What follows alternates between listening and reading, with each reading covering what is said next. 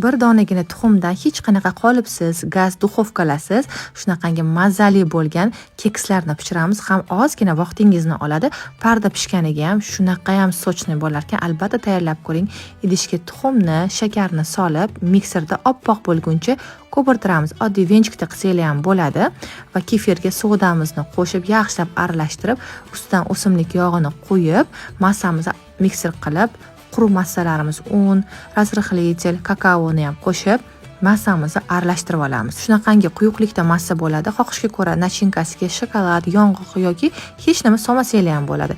Uyimizda bor stakanlarimizni yoki piyolalarimizni yog'lab, ichiga yarmidan sal ko'proq qilib sovolamiz massamizni va iliq suvga gazimizni yoqib, mana shunaqangi parda pishirib olamiz. Ustini sochiq bilan yopib, 25 daqiqada qarabsizki, tekshirib olamiz. Yumshoqqina kekslarimiz, ya'ni piroglarimiz tayyor.